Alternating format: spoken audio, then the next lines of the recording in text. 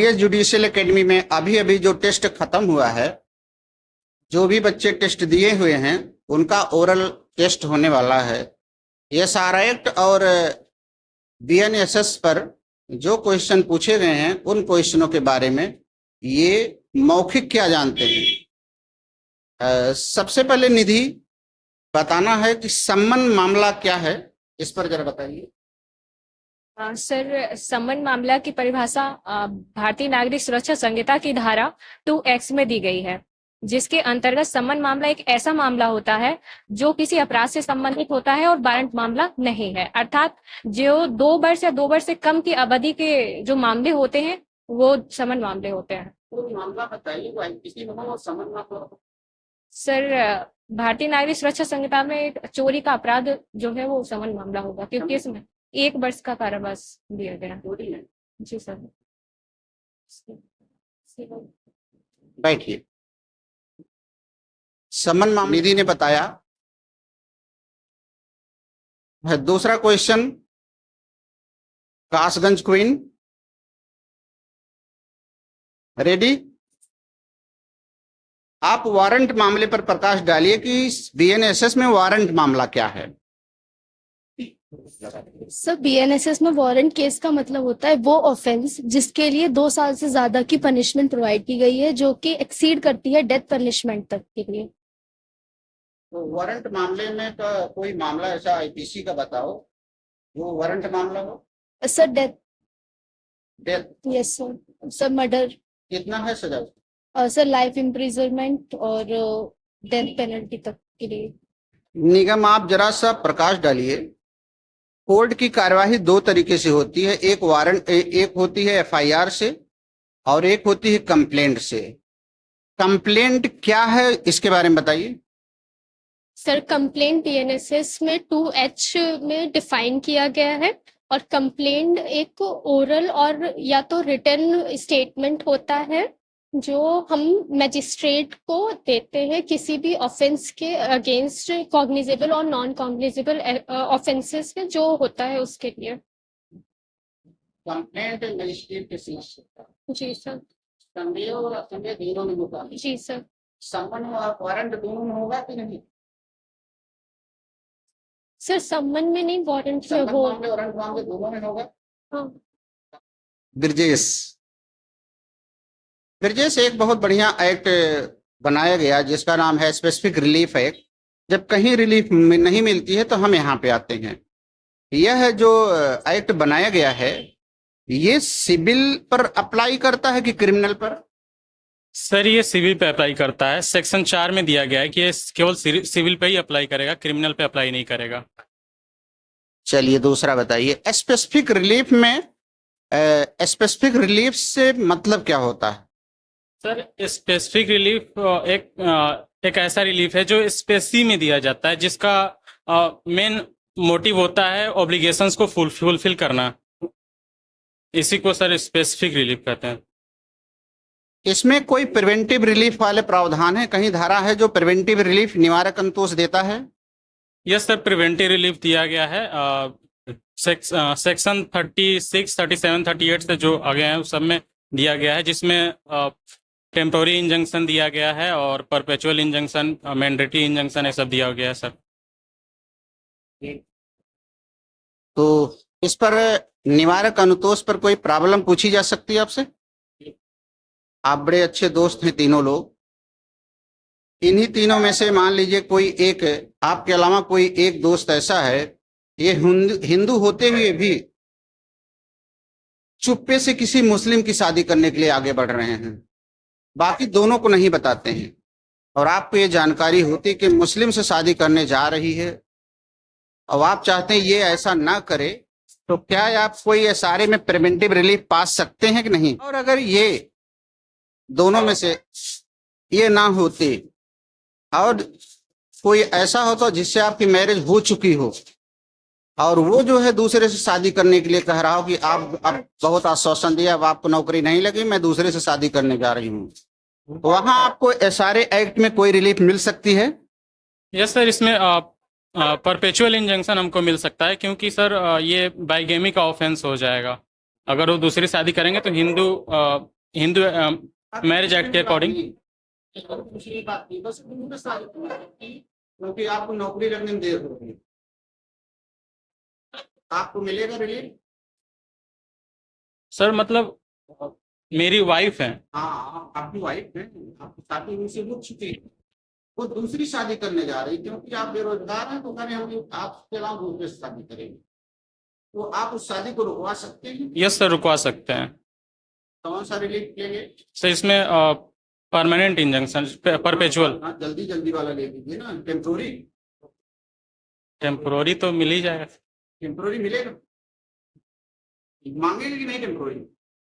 Sir perpetual मिलेगा, temporary इसमें नहीं मांगेंगे आप हम। मांगेंगे? नहीं सर, हम आपको दोनों दे सकता।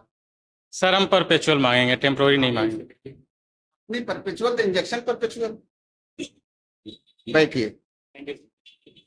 टेम्पोररी इंजेक्शन एसआरए एक्ट में कहां पर दिया गया, किस ग्राउंड के आधार पे मिलेगा? टेम्पोररी इंजेक्शन एसआरए एक्ट की धारा 37(1) में दिया गया है। इसमें सर सुप्रीम कोर्ट द्वारा 3 आधार बताए गए हैं, जिसके आधार पे टेम्पोररी इंजेक्शन लिया जा सकता है। सुप्रीम कोर्ट द्वारा 3 आधार बताए, 3 स्वर्णिम सिद्धांत दिए गए हैं। सुप्रीम कोर्ट द्वारा 3 आधार बताए स्वर्णिम गए। सिद्धांत दिए गए हैं।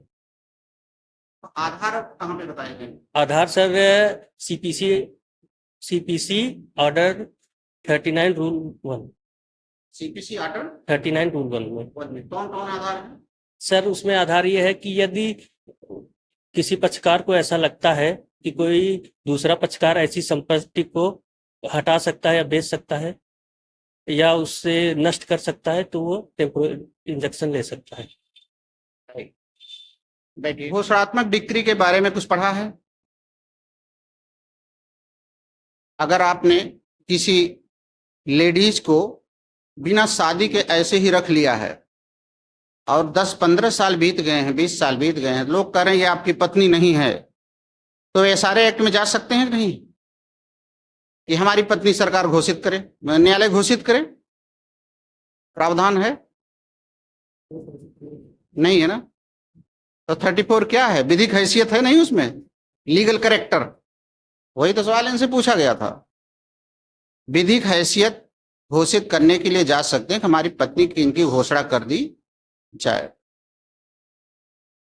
तो आइए बताइए कितने प्रकार के इंजंक्शन की बात एसआर एक्ट में की गई है, यानी निवारक अनुतोष कितने प्रकार के हैं?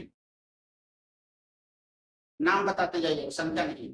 सर वैदेश में एसआर एक्ट में कितने प्रकार के निवारक अनुतोष हैं प्रिवेंटिव? सर 4 प्रकार के होंगे नाम बता देते। सर, अस्थायी, शाश्वत। आपका एंगेजमेंट एक लड़की के साथ हुआ है और वह इस शर्त पे हुआ है कि आप अगर टेस्ट में अच्छा नंबर पाए मैं करूंगी। आप टेस्ट में अच्छा नंबर नहीं पाए, वो शादी करने से मना कर रही है। क्या स्पेसिफिक रिलीफ एक्ट में आपके पास उपचार है कि उसे बाध्य कर सकें शादी करने के लिए कि अगले टेस्ट में आएगा अच्छा नंबर? क्यों नहीं कर सकते हो? कारण बताओ, ला बताओ। सर ये व्यक्तिगत अर्थांग व्यक्तिगत सर सेक्शन 14 में सर 14 में क्या है बताइए? सर व्यक्तिगत अर्हता है उसमें दिख रही। शादी यह व्यक्तिगत अर्हता है। ठीक, नेहा वर्मा आइए, कुछ रुड़की का शान बढ़ाइए। सम्मन मामला और वारंट मामले में अंतर क्या है? सर समन मामला जो है वो 2 वर्ष या उससे कम के कारावास के जो मामले होते हैं उन्हें समन मामला कहता है, और जो वारंट मामला होता है उसमें मृत्युदंड, आजीवन कारावास या 2 वर्ष से अधिक का कारावास दिया जाता है। क्या अंतर है? एक तो हो गया ये।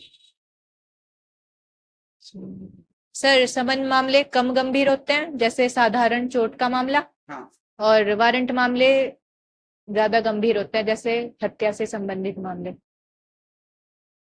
स्पेसिफिक रिलीफ एक्ट अभी आपने पढ़ा।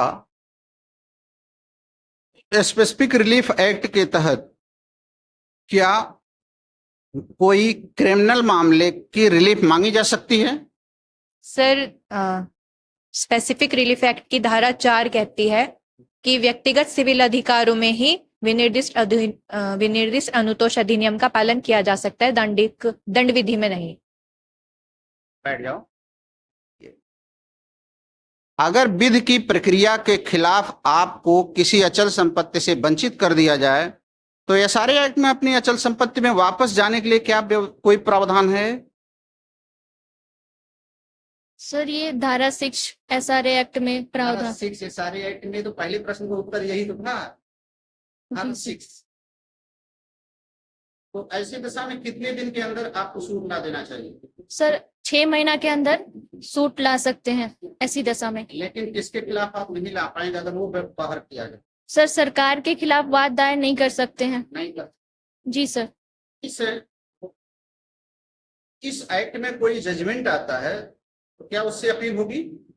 सर इस एक्ट इस में धारा में धारा 6 विनिर्दिष्ट अनुतोष अधिनियम में अगर कोई जजमेंट आता है तो उसका अपील भी नहीं होगा सर, और रिव्यू भी नहीं होगा, बस इसका केवल रिवीजन करवाया जा सकता है। रिवीजन करवाए। जी सर। एफआईआर के बारे में कुछ जानती हो? एफआईआर किस जज के यहाँ होती है? सर FIR पुलिस थाने में दर्ज करवाया जाता है। पुलिस स्टेशन के बाहर साधक 2 अधिकारी होते हैं। No sir. भेजी जाती है? जी सर भेजी जाती है। क्या जानकारी है किस धारा में भेजी जाती है? सर याद नहीं आ रहा। ठीक, बैठिए। आइए, पांडेश्वर धाम की कन्या, तैयारी अच्छी है? विनिर्दिष्ट अनुतोष अधिनियम 1963, ये नोट्स जो आपको दिया गया है, यह अधिनियम किन किन प्रांतों की सिविल जज परीक्षा में है? उत्तर प्रदेश, बिहार, झारखंड, उत्तराखंड, मध्य प्रदेश। मध्य प्रदेश। एक सवाल तो निकल गया ठीक ठाक। दूसरा सवाल बताइए, किन संविदाओं का विनिर्दिष्ट पालन नहीं होगा? कोई 2 संविदा बताइए जिनका विनिर्दिष्ट पालन नहीं होगा, स्पेसिफिक परफॉर्मेंस नहीं होगा। सर जो व्यक्तिगत मामले हैं उनका विनिर्दिष्ट पालन नहीं कराया जा सकता। जो सर अपना व्यक्तिगत हो, जैसे कि जी सर व्यक्तिगत आहारता पर जो आधारित मामले हैं उनका सर विनिर्दिष्ट पालन नहीं कराया जा सकता। जैसे सर इसमें एक मामला है लमनी बनाम वैगनार का, उसमें सर गाने की संविदा थी जिसमें उन्होंने गाने से इनकार कर दिया था, उसको लागू नहीं कराया जा सकता। और एक और दूसरा सर वैवाहिक मामले को लागू नहीं कराया जा सकता। पार्टनरशिप एक्ट बिल, इच्छाधीन भागीदारी, जी सर। इसका पालन हो सकता है? नहीं सर। पक्का नहीं? क्यों नहीं हो सकता, कारण जानती हो? क्योंकि सर इसमें जब 2 व्यक्तियों के बीच संविदा होती है तो उसमें एक जब इच्छाधीन भागीदारी होती है तो दूसरा पक्षकार जब चाहे तब मना कर सकता है। चलिए बैठ जाओ। विशाल बताइए, स्पेसिफिक रिलीफ में आपने 5 क्वेश्चन लिखे? ठीक। तो स्पेसिफिक रिलीफ में कौन कौन से निवारक अनुतोष हैं? प्रिवेंटिव रिलीफ के लिए कौन कौन से अनुतोष हैं? सर सारे में 4 प्रकार के निवारक अनुतोष बताए गए हैं सर। पहला था अस्थायी आदेश, दूसरा है स्थायी आदेश, और तीसरा है निषेधात्मक, और चौथा था समाधानात्मक। आप प्रॉब्लम पूछें इस पे। आपके मकान का बारजा सड़क पर बाहर चला गया है और नगर निगम ने कहा इसको जो है आप तोड़ लिए तो अच्छा रहेगा, चिन्हित कर दिया, फिर आपने नहीं तोड़ा। न्यायालय इसको तोड़ने के लिए कौन सा व्यादेश जारी करेगा? परमानेंट आदेश जारी करेगा। परपेचुअल सर, परपेचुअल जारी करेगा। ठीक है। दूसरा सवाल सुनिए, आपने एक क्रीम बनाना शुरू किया, क्रीम का नाम फेयर लवली है, और आपके मित्र क्या नाम था, शिवम ने जब आपकी फेयर लवली चल गई तो उन्होंने बगल एक फेयर बबली बनाना शुरू कर दिया। अब फेयर लवली में कंफ्यूजन होने लगा, आप उसको रुकवाना चाहते हैं तो आप रुकवा सकते हैं। पा सकते हैं। बताइए इसका कानून कहाँ पे है? अरे नाम कानून को बताइए कुछ तो, कहाँ पे है? एसआरए एक्ट में है कुछ सर इसको मुझे रोकने का? सर मुझे ट्रेडमार्क एक्ट में पता है कि सर उससे करवाया जा सकता है। अरे एसआरए एक्ट में भी तो है प्रोहिबिटरी इंजंक्शन। प्रोबेटरी हाँ सर पब्लिक में कराया जा सकता प्रोहिबिटरी इंजंक्शन फेविकोल ट्रेविकोल वाला केस नहीं था? है। Yes sir, traffic code.